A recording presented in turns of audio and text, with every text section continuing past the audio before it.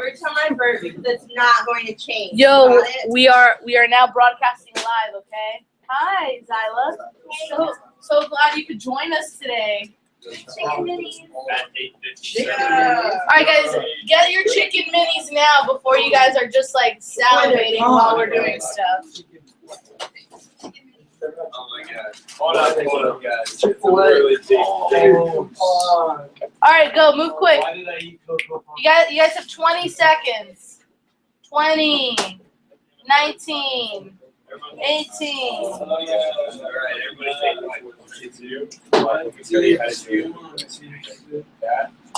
You have 15 seconds. Oh my god. Why do you sit back there? Move forward. Why does everybody sit so far from me?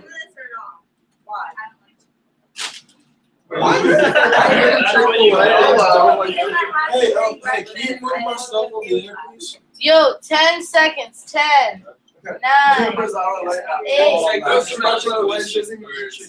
What? She brought Chick-fil-A, she doesn't even do chicken. Because all She's on the y'all eat is on-time donuts list and now. watch. No? What else? She's on the on-time list now. Who said she goes on the on-time list? Miss Copy. Yes, ma'am. Did she really? I know. No, I mean, she said that if we bring food, if we're late or we miss it, we bring food. How is that the rule? The rule's always been if you're late, you just bring food because No, whatever. she said $20 or you bring food. Because sometimes people don't want to stop and get food. They just donate $20 because Kathy bought breakfast. Hey. she was late. I was late. Just gotta do a little side note. Okay, did everybody get one of these papers? No, who did not? Cody, Anthony, I put one there for you.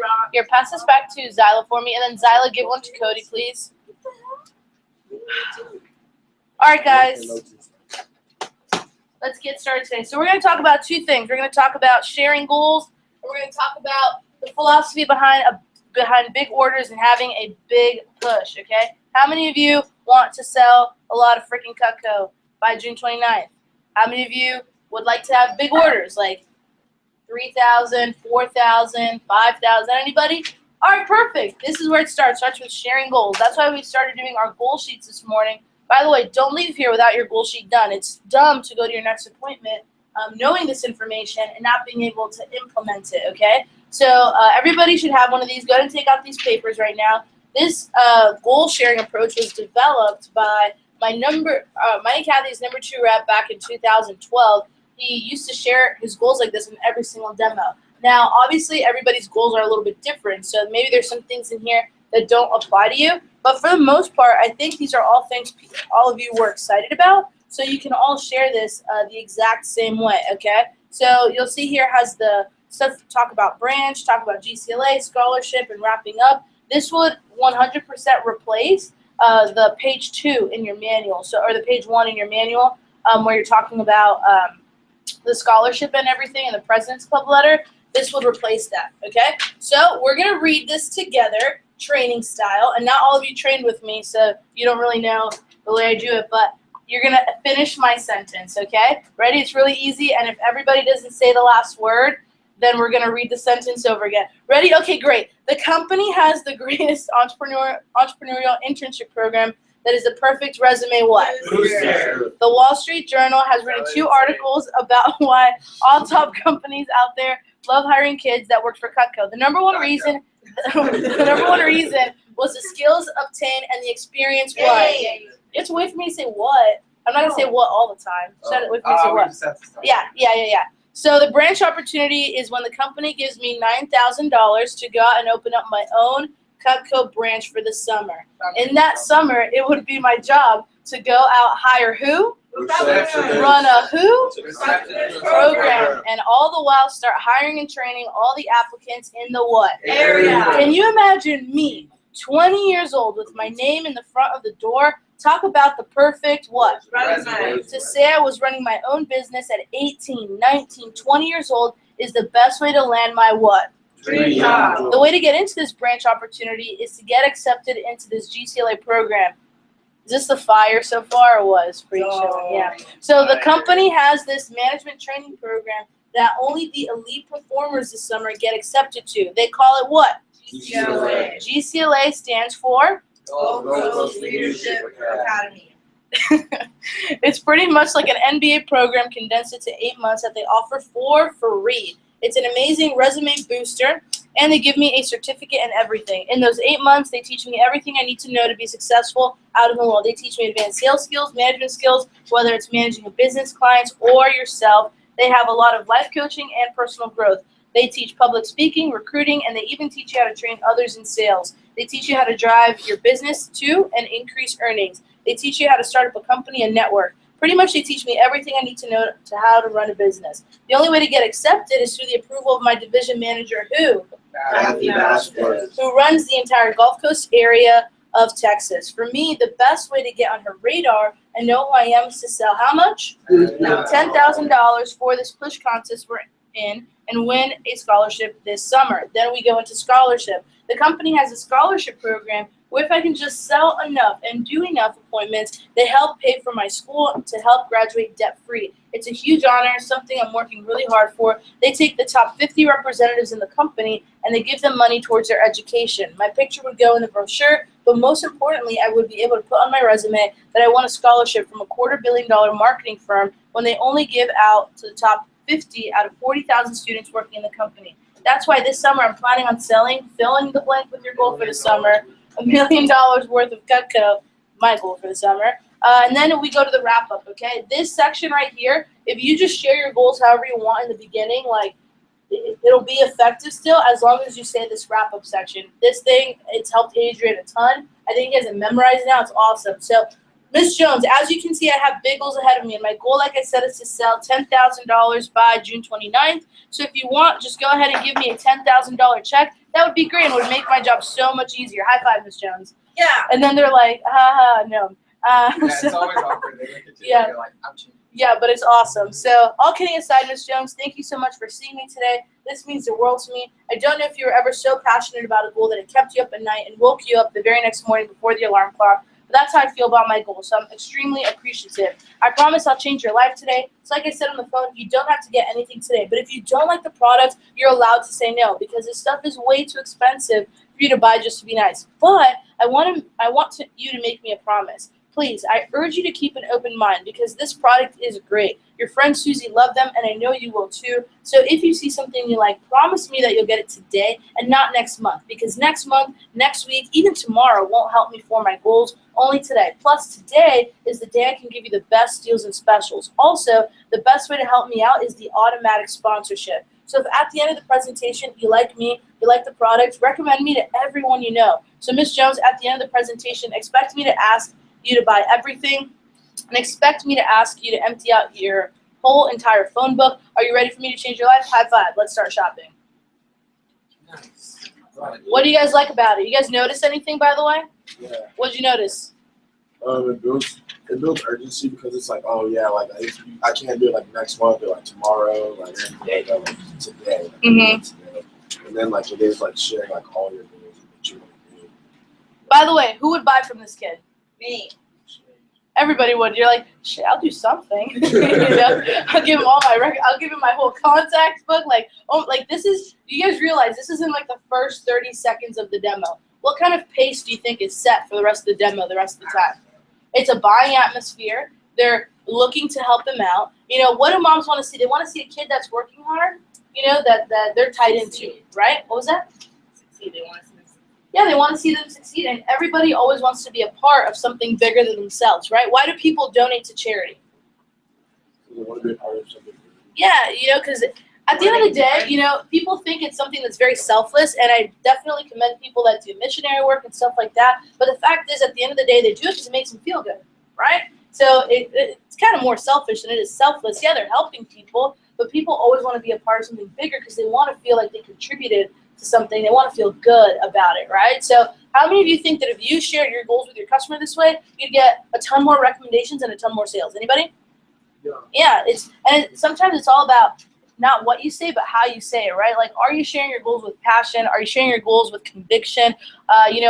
Can people tell that, like, this is something that you're willing to do, even if you fail at it, right? Like, even if you didn't hit your goal, that you would still give it, like, 100% till the end. If your customers feel the slightest bit of doubt in you, they're not going to buy as much. They're not going to recommend as much. They're not going to want to help you as much because they just simply don't believe in what it is that you're doing. And that's where we're going to jump into today. So you want to get a notebook and pen out. We're going to talk about creating big orders and creating a big push week, okay? Which I know a lot of you guys are like, Mary Lou, right now I'm having trouble, even getting the average order. And I'll tell you what's happening with our alliance right now.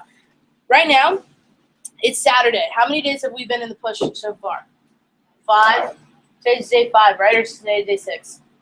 Today's day 5. Cool. So today's day 5, and here's what happens. Day 1 happens for Alliance. Everybody's kind of tired because you wake up, come to the office, it's early, but you're still feeling ready to go. You're high emotion, but physically you're like a little bit drained, right? Day 2 comes around. Whatever happened day 1, you're like, whatever, new day, let's get it. You're still high emotion, maybe some physical energy. I don't even know. Physical energy is going to be all over the place. Day 3 happens. Here's what starts to happen on day 3 for anybody that hasn't had the push that they wanted so far, which isn't really anybody on our team. Nobody can really be like, well, I'm crushing it, right? Because if you were crushing it, you'd have 4 demos a day minimum, and you'd be selling like kitchens on all of them, right? So nobody is at where they're at right now. So what happens on day 3, if you've never gone through a push before, is your emotion kind of starts to dwindle a little bit. The fire starts to kind of go out, and you're like, okay, is this something I can even do? And some of you are looking at me right now like, that's how I feel like right this second. Like, I don't even know if I want to do this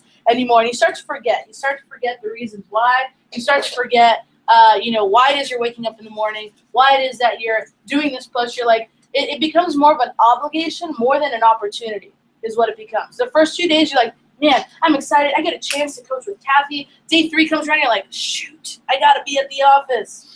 And if you're telling yourself that in the morning, like, I have to be there kind of thing, it's like it becomes more of that obligation versus like, I get to be there in the morning. I have a chance to work with the #1 manager, the #1 office in company history. Everything becomes an obligation. Day 4 rolls around, you're still feeling that obligation. And if you're not making a lot of sales or you don't have a lot of demos ahead of you, you're not feeling confident. The emotion, again, the fire is out. Some of like the matches that were struck for day 1, like that fire was like doused in like water. The match is gone, like it's thrown away. You need to find like a new match, a new fire to keep going with the rest of your push. Then day 5 comes around. It's the Saturday. I always expect people to run late the first Saturday of push. I always know people might not even make it the first Saturday of push. And here's why. Because all that stuff that built up on day 3 and day 4, and even from day 2 and day 1, builds up to this, builds up to the morning, the Saturday morning. And they look at their alarm clock and they're like, oh, I still have 1 hour. 1 more hour that I can sleep in. I can be there 1 hour later than normal. And again, it becomes more of that obligation versus that opportunity. But here's what we're going to talk about today. When it comes to having a big push and having big orders, you have to know that you're not always going to want to be here. You're not always going to want to go to your demos even. I've had pushes before where I have like 4 demos lined up for the day. And I'm just like, I don't go to the first ones I simply didn't want to. And I'm not saying do that. That's really bad. But here's how you prevent that. Here's how you keep that fire within so you guys are excited, to be here in the morning. But it's more of a decision, because physically, are you going to feel like it? No, right? It's not fun to wake up early in the morning. I hate waking up early in the morning. But over the summer, I know that if I'm here every day, I don't get here at 7 all the time because I'm kind of late sometimes. But if I'm here every day within the time that I'm supposed to be here, we're going to have $1 million summer. I'm going to hit my goal. It's a decision. It's a commitment that I made. I said I'm going for $1 million summer, and next week we're going for $170,000 week. And I know that it just takes a certain level of commitment. There's certain actions I need to take in order to get that done. So the first step in having a big order and having a big push, everybody write this down, is to know your why. Okay, you have to know why. Know why. Know why it is that you want to have a big push. Know why it is you want to have a big order. And I'm not saying all the surface level stuff of like, oh, I need money for school. Like, you know what? That's awesome. But what does money for school do for you? What does money for school do for you? Well, it helps me go back to school, like get into school. Okay, that's awesome. What do you want to study with? What do you want to study? Oh, I need money for school so I can become a doctor. Why do you want to become a doctor? Because I like to help people. Why do you like to help people? You know, when you're trying to figure out why it is you're doing what you're doing, consistently and constantly ask yourself why. Because if you have a strong enough why, that's what's going to pull you out of bed in the morning, okay? You don't want to have to feel pushed to do anything or feel obligated to do anything. You want to just be pulled where you wake up before your alarm clock rings, you know, in the morning. This morning, I was like up at 6. I was like, because last night I had this realization. I was like, you know, there needs to be a bigger reason why. And everybody here needs that bigger reason why. The thing that is going to make you get up in the morning. How many of you have ever, like, not slept the night before something because you were so excited about something the next day? Is that anybody? Yeah. By the way, whenever it's day one of Alliance, that's how Kathy and I, we're like up. We're like, she's like texting me from a room like, oh, I can't sleep. Can you sleep? No, I can't sleep. I'm so excited, right? And then like it kind of dwindles down. But now that fire's been reignited because I know my why, and I let that pull me out of bed in the morning. So you need to know why it is that you're doing it. And the second step to having a big push of big orders is to share your why. Share your why with everyone. Everyone. And not be afraid of it, okay? Sometimes some of you have goals that you're afraid to tell people.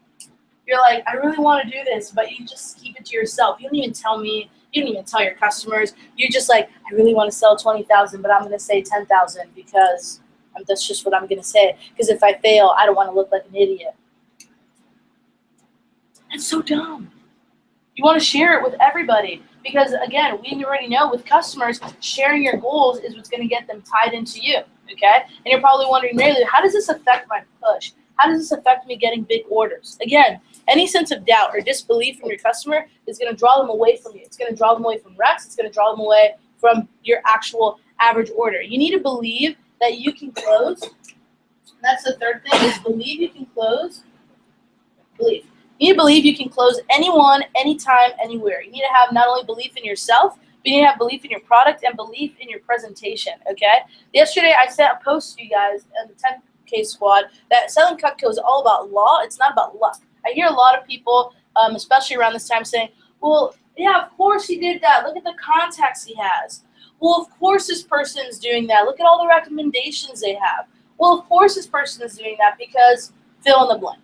Right? And some of you are thinking right now, yeah, I've definitely said something like that before. You know what? They work their ass off.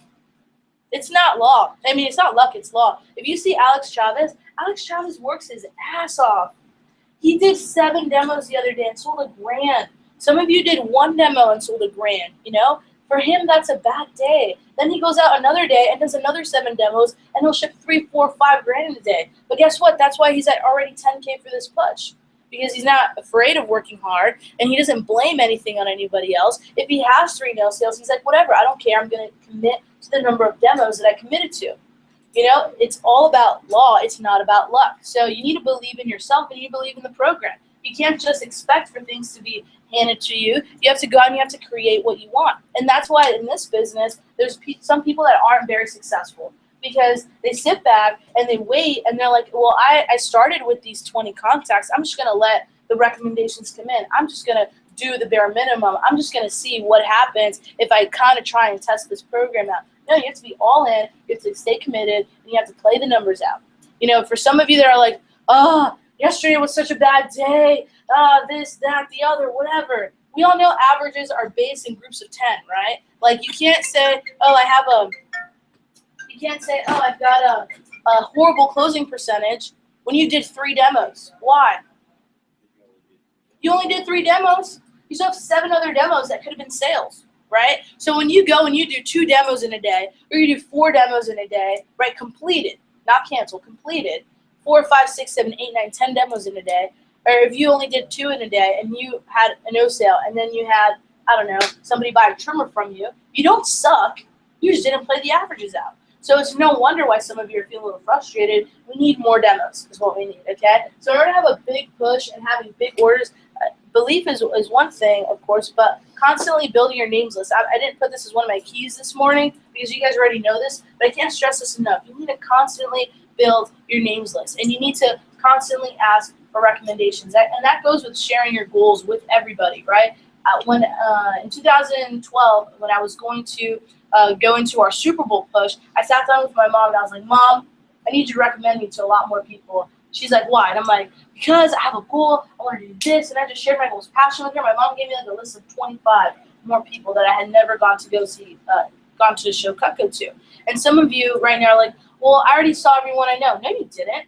No, you didn't. Think about the last wedding you went to. Did you see everybody there? You know everybody there. Did you see everybody there already? Did you show all those people Cutco? I go to family reunions. I go home to Miami, and I see people all the time. And I'm like, how come I never want to go see this person to go show them Cutco? You know more people. It may not be somebody in your immediate circle, immediate connection. You know more people. You just need to reach out. You need to go get it done. Again, it's all about creation, okay? The fourth thing, and the last couple things are a little bit more tangible things you can implement into your demo. The four things you need to know that buying Cutco is an emotional process. It's emotional, not logical. Can you toss me my phone because I have my notes in there? Thanks, bro. Appreciate it. So it's emotional. It's not logical, okay? People put off emotion and they try and justify with logic, but every single Cutco customer buys Cutco because they've been put on like an emotional roller coaster. They're excited about their goals. You show them the product. They're excited. Whatever, maybe you have to drop down. It's another level of emotion. But every customer that hops onto the Cutco roller coaster always ends up in one spot, happy customer land, okay? And you have to take your customers on that roller coaster ride, okay? So if they don't feel pulled by your goals, then they're not going to buy Cutco. But it's an emotional buy. It's not a logical buy. So some people get really caught up in, like, telling them the grade of steel, or, like, this rivet, or that handle, or this is why your knife sucks and my knife is awesome, okay? It's not really even about that. There's been demos before where I'm just talking to the lady for 40 minutes, sharing goals, just chatting up with her, making her feel good, and the actual demo portion is like 5 minutes. And I'm like, oh, that's right, I came here to show you a product. Let me show you real quick. Boom, boom, Cutco, there you go, 10 minutes, 5 minutes, signature set. When I first moved to Houston, Kathy and I went to go get leads at this one lady's house that we knew through her old Cutco reps, moms, dads, client, something. It was like we had to figure out a way to get a client over here. So we went to go see her, gave us a list of 10, went to go see a lady on it over in Richmond. And I remember the lady, when I got to her house, she had never heard of Cutco before. I was just kind of hanging, talking with her, looking at the house that she was like building in, like, I don't know, somewhere, I don't know. We were just chatting up a storm, and she was like, oh, didn't you come here to tell me about your scholarship? And I was like, oh, yeah, that's right, I did. And then we go and I do the demo for her. Really quickly, I literally, no names and uses, show her pictures, cut rope, cut leather, do whatever, $1,000 order. Just like that. Because Cutco's an emotional buy, okay? It's an emotional buying process. It's when you go to the store and you go shopping, if you're having a bad day, how's shopping? You can't find anything, nothing fits, everything sucks, they didn't have what you wanted. You ever go Christmas shopping because you had to, not because you wanted to? Isn't it so hard to find a gift? And then you get like the shittiest gift. You're like, oh my God, I suck at giving gifts, right? But what happens when you go to the mall on a good day? Put too much money on your credit card. You're like, oh my gosh, I love everything. I want to buy the whole entire store, right? And so that's why Cutco's an emotional buy. If they're not excited, they're not going to buy from you, okay? And a couple of other things is you want to, 5 is set expectations from the beginning and create a buying atmosphere, which you can easily do with the goals paper that we just went over. But here are a couple things that you can do in your demo that I learned from my sales manager a long time ago. So the first thing is when you cut the penny, okay? When you cut the penny, everybody look up here real quick. You cut the penny, obviously you're going to get excited. Your immediate question afterward is, so Ms. Jones, how much do you think these are? What do you think most people say? They're like, oh, $50, whatever. If there's somebody that knows good quality, they'll say 100. Your goal is to try and help them guess over 100, okay? Here's why. So, for example, let's say Renee's my customer and he said 50. This is what I would do. I'd go, a little bit more, Renee, a little bit more. Guess something else. A little bit more. 75. A little bit higher. 95. Up. More. All right, cool. I'm not going to tell you the price, Renee, but just so you know, most of our customers get this for free in our sets, with our sets. Now, what this does with the customer is they're not stupid. If they see that one pair of shears is over $100, and most people get that for free with their sets. When they look at our sets, they can do the math. They're like, well, if that's 100, I guess that must be like 50, 100. They're like, oh shit, a lot of money, right? So now when you go to show them the price, they're not like, oh my gosh. They're like, oh, okay, makes sense. Everybody see that? So it helps set that price expectation, and it helps set the expectation of a big order right from the beginning, okay? Something else that you can do is in the beginning when you're talking about, so if you want, you can just go ahead and write me a $10,000 check the same way it says there, and you can just help me with my goals. You can be like, high five. All kidding aside, Miss Jones, that's like one set of Cutco. I'm just kidding. And then you keep going, and they're like, wait, what? And you're like, oh, 10 grand is like one set of Cutco. I'm just kidding, Miss Jones. It's not. That's like 5 sets of Cutco.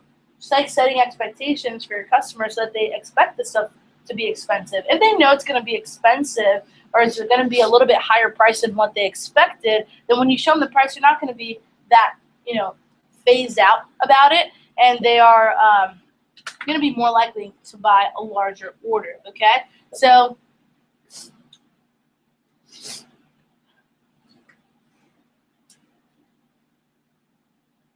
awesome, cool. And then the last thing, of course, is always making sure they take ownership of their set.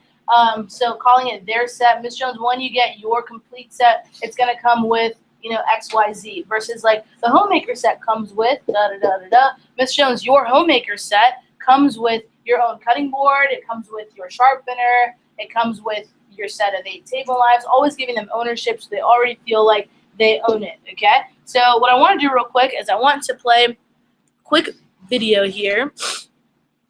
Did you guys learn something so far? Yeah? Who's going to try the shears thing on their next demo? What's a little small? Oh, the screen? All right. All right, cool. So let's go ahead and play this real quick. Nothing just happens. Everything you have been through, good and bad. I want you to think about the things in your life that seemingly make no sense. Some of them were painful, some of them were hard to bear. Some of them you're going through right now are very frightening because you have uncertainty and apprehension and anxiety about what's going to happen out of this. And I want you to bathe your soul with these words. Nothing just happens. There's something about going through death and loss and pain and misfortune and adversity. There's something about going through things that don't seem fair to you, that once you go through them, you need to make sense of the madness in your life. Since you can't change what happened and you can't alter what you've been through, at least you need to be able to think that there's some greater good that's going to come out of it. It's what they call bringing closure. But I tell you, there are some times in life where you fall down, you feel like you don't have the strength to get back up. And fear comes in. You know the fear that you have as soon as you walk into the doors of your house beneath this broken home. Maybe you have doubt in your life. Maybe you don't know for sure what's going to be happening in the future and it scares you. Maybe you're worried about what people think of you, what people say about you. Just that fear paralyzes you. And I just want to ask you today, do you think you have hope? That's rough. How people look at you, how they respond to you. It's very hard. It's humiliating. Here's what I discovered that happens to your life. That you will go through things, and while you're going through them, you can't understand why it's happening to you. But after you go through it, you get back and you look at it and you say, oh, now I understand why I needed that lesson. I couldn't understand it there. But after I got through it, then I saw that that was preparing me for bigger and better things. Let me ask you one thing. If you went through your life full of pain, full of tears, and at the end of your life, you actually saved somebody's life, is your life worth living? Is the pain worth someone's life if you could actually save somebody? Every difficulty is growing you up. Every painful time, even though you don't like it, it's developing something in you that can only be developed in the tough times. The key is what we do in our times of pain. Pain will change us. Heartache, loss, disappointments, they don't leave us the same. And if you look carefully at my successes are made out of the ingredients of my struggles. My struggles are the pathway that led me into my success. No thing in your life just happened. No thing in your life just happened.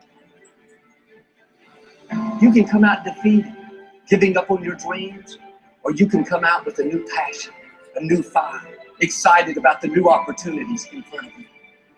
All of us experience pain. My challenge, don't just go through it, grow through it. That difficulty is an opportunity to get stronger, to develop character, to gain new confidence. Anybody can give up. Anybody can let it overwhelm you. But you know what that's doing? Wasting your pain. That pain is not there to stop you. It's there to prepare you, to increase you, to develop you. Nothing is a coincidence.